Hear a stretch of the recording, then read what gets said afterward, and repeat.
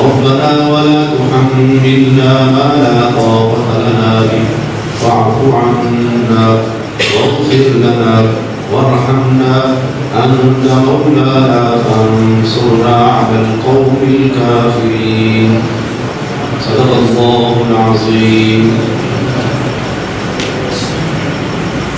قرآن پاک کا ہر مقام ہی بڑا خاص ہوتا ہے.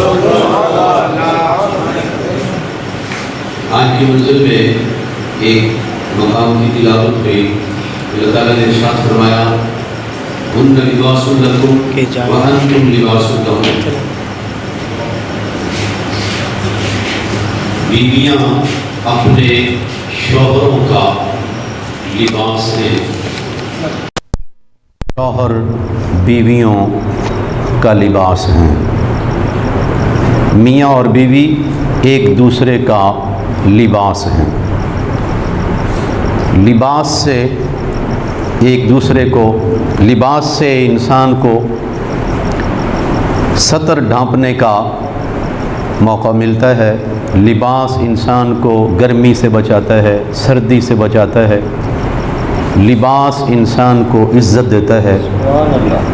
لباس کے ساتھ انسان کو وقار ملتا ہے، بزرگی ملتی ہے. تو شوہر کو بیوی کے ساتھ اور بیوی کو اپنے شوہر کے ساتھ تحفظ ملتا ہے، عزت ملتی ہے، وقار ملتا ہے. ہر بیوی اپنے شوہر کا لباس اور ہر شوہر اپنی بیوی کا لباس. لباس گندا ہو جائے، میلا ہو جائے، انسان اس کو پھینکتا نہیں، اس کو دھوتا ہے، اس کو ستھرا کرتا ہے اور اپنے لباس کا عیب کسی کو نہیں بتاتا.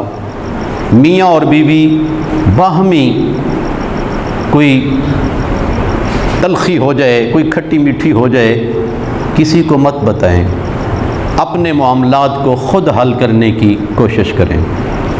نبی پاک علیہ السلام نے فرمایا میں تم میں سب سے زیادہ اپنے گھر والوں کے ساتھ اچھا سلوک کرتا ہوں. اور فرمایا تم میں اچھا وہ ہے جو اپنے گھر والوں کے ساتھ اچھا ہے. تو اشارۃ النص سے یہ بات بھی معلوم ہوئی جب ہر بیوی اپنے شوہر کا لباس ہے تو حضور کی بیویاں حضور کا لباس ہیں. نبی پاک علیہ السلام کی بیویاں رسول پاک علیہ السلام کا لباس ہیں. شیعہ طبقہ جو مصطفیٰ کریم کی ازواج مطہرات کو بد کلامی کرتا ہے، انہیں اپنی زبان سے نکلے ہوئے الفاظ پر غور کرنا چاہیے. کہیں وہ رسول پاک کے لباس پر چھینٹے تو نہیں اڑا رہے. اور رسول پاک علیہ السلام کی ازواج حضور کا لباس ہیں اور حضور ان کا لباس ہیں. جو مصطفیٰ کی ازواج پر کیچڑ اچھال رہے ہیں، کہیں وہ مصطفیٰ پر تو نہیں کیچڑ اچھال رہے.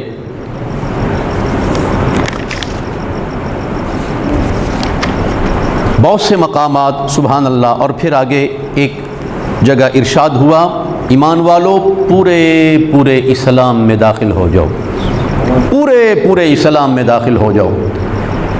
بے دین سیکولر طبقہ کہتا ہے دین صرف مسجد تک ہے، نماز پڑھو تو ٹھیک ہے، بڑے اطمینان سے سکون سے، باہر نکلو تو پورے دنیا دار ہو جاؤ.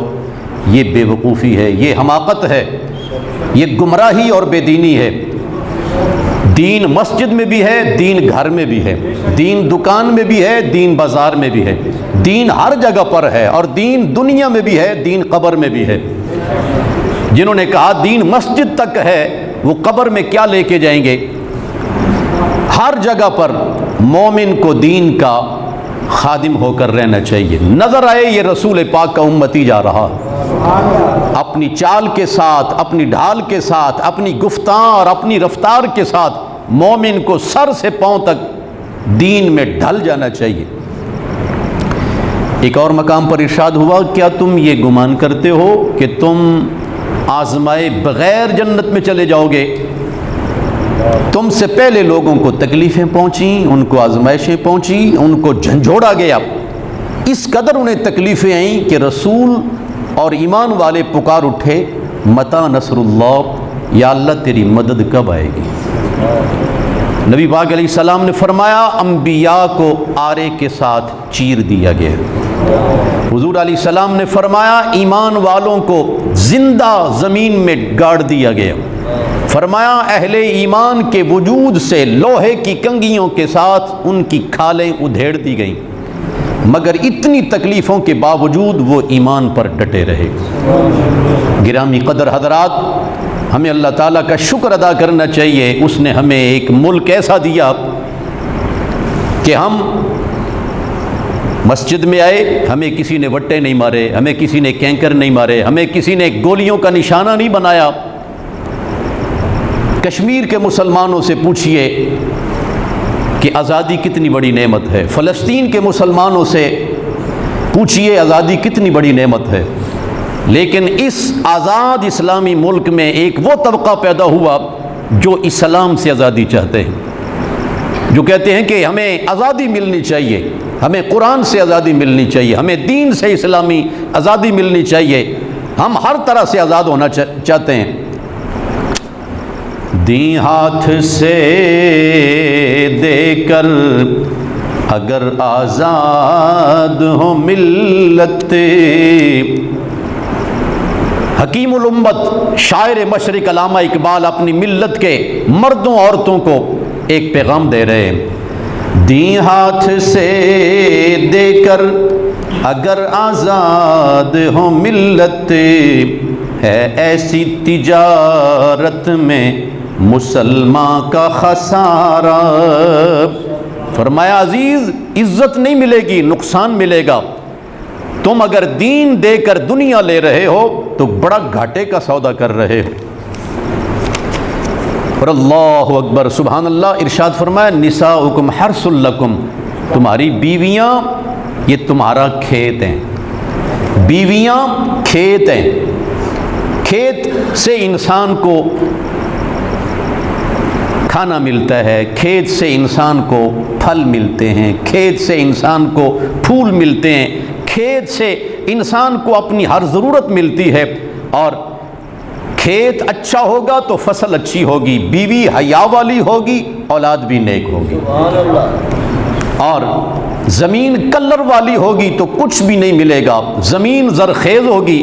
اور سبحان اللہ، وہ زمین کتنی پاک تھی جس سے اللہ تعالیٰ نے حسن و حسین عطا فرمائے۔ وہ زمین کتنی پاک ہے جہاں سے حسن و حسین، وہ زمین کتنی پاک ہے جہاں سے غوث اعظم پیدا ہوئے، داتا گنج و بخش پیدا ہوئے۔ بے حیا عورت، آزاد گھومنے پھرنے والی اور منہ ننگا کر کے اور بازو ننگے کر کے پھرنے والی اور پنڈلی ننگی کر کے پھرنے والی عورت، وہ اگر یہ خیال کرے کہ مجھے نیک اولاد ملے گی جو اس کا اپنا کردار ہے، اولاد بھی ایسی ہی ملے گی۔ بہت کم رب قادر ہے وہ زندہ سے مردہ اور مردہ سے زندہ پیدا کر دے، وہ قادر ہے، ورنہ جیسی زمین ویسا ہی پھل۔ سبحان اللہ، ایک پیغمبر گزرے، انہوں نے دیکھا ڈھانچے ہی ڈھانچے، کھوپڑیاں ہی کھوپڑیاں، انہوں نے دعا مانگی، یا اللہ انہوں نے یقیناً حکم عدولی کی ہے، انہوں نے یقیناً تیری نافرمانی کی ہے، میں التجا کرتا ہوں ان کو معاف کر دے۔ پیغمبر کی دعا سے ہزارہا کھوپڑیاں پھر اپنے ڈھانچوں کے ساتھ جڑ گئیں، اور اللہ تعالیٰ نے ان ڈھانچوں کو کھال کا لباس پہنا دیا۔ پیغمبر کی دعا سے اللہ تعالیٰ نے پھر ان کو ایک نئی زندگی عطا فرمائی، اور آیت الکرسی کی تلاوت کی گئی۔ آج کی تلاوت آیت الکرسی، حضرت ابی بن کعب رضی اللہ تعالیٰ عنہ کو حضور علیہ السلام نے فرمایا تیرے نزدیک قرآن پاک کی سب سے اعلیٰ آیت کون سی ہے؟ تھوڑی دیر چپ رہ کے حضرت ابی بن کعب نے عرض کی اللہ لا الہ الا ہو الحی القیوم۔ حضور علیہ السلام نے ان کے سینے پر تھپکی دے کے کہا تجھے تیرا علم مبارک ہو۔ نبی پاک علیہ السلام نے فرمایا ہر فرض نماز کے بعد جو اس آیت مبارکہ کو اپنا وظیفہ بنا لے، اس کے اور جنت کے درمیان صرف ایک پردہ باقی رہ جائے گا، اور وہ موت ہے۔ جو ہی موت آئے گی وہ بندہ مومن جنت میں چلا جائے گا، جنت میں چلا جائے گا۔ رسول پاک علیہ السلام نے سورہ البقرہ اور آل عمران کی بڑی فضیلت بیان، اور سبحان اللہ آج کی منزل میں سورہ البقرہ ختم ہوئی اور آل عمران شروع ہوئی، ایک الف لام میم ختم ہوئی اور دوسری الف لام میم شروع ہوئی۔ ایک الف لام میم ختم ہوئی دعا پر، اور دعا مانگنے کا طریقہ بھی رب نے بتایا، دے گا بھی وہ اور اس نے مانگنے کا طریقہ بھی بتایا، میرے بندو مجھ سے مانگو کیسے، ربنا لا تؤاخذنا ان نسینا، اے اللہ اگر ہم بھول جائیں ہماری پکڑ نہ فرمانا، ہمیں معاف کر، ولا تحمل علینا اسرا، ہم پر ایسا بوجھ نہ ڈالنا جیسا تو نے پہلے لوگوں پر ڈالا، اور اتنی آزمائش بھی نہ ڈالنا کہ جس کی ہم طاقت نہ رکھتے ہوں، واعف عنا، ہمیں معاف کر دے، واغفر لنا، ہمیں بخش دے، وارحمنا، ہم پر رحم فرما، کیوں، انت مولانا، تو ہمارا مولا جو ہوا، فانصرنا، کافروں پر ہماری مدد فرمانا۔ ایک اور مختصر، آج لوگ کہتے ہیں یہ مولوی کیا ہیں، یہ تو بوجھ ہے معاشرے پر، یہ تو پڑھے لکھے کچھ نہیں ہیں۔ رب تعالیٰ سے پوچھتے ہیں مالک و مولا، یہ جو دین کی خدمت گزار ہیں تیری بارگاہ میں ان کی قدر و قیمت کیا ہے؟ فرمایا شہید اللہ، اللہ نے گواہی دی، اللہ نے گواہی دی، انہ لا الہ الا ہو، اس کے سوا کوئی عبادت کے لائق نہیں، والملائکہ، اور فرشتوں نے گواہی، فرمایا میں خود گواہ ہوں میرے سوا کوئی عبادت کے لائق نہیں، میرے فرشتے بھی گواہ ہیں، وَأُولُو الْعِلْمِ، اور علم والے لوگ بھی گواہ ہیں، اور علم والے لوگ گواہ ہیں۔ علماء کرام کی عظمت کا اندازہ ہوا، رب اپنی گواہی کے ساتھ فرشتوں کی گواہی اور علماء کی گواہی کا ذکر فرما رہا ہے۔ اللہ تعالیٰ نبی پاک علیہ السلام کی امت کے بعمل علماء کا سایہ صحت کے ساتھ، عافیت کے ساتھ سلامت رکھے، جو لوگ ہمیں نیکی کا حکم دیتے ہیں، برائی سے روکتے ہیں، اللہ ایسے لوگوں کو سلامت رکھے۔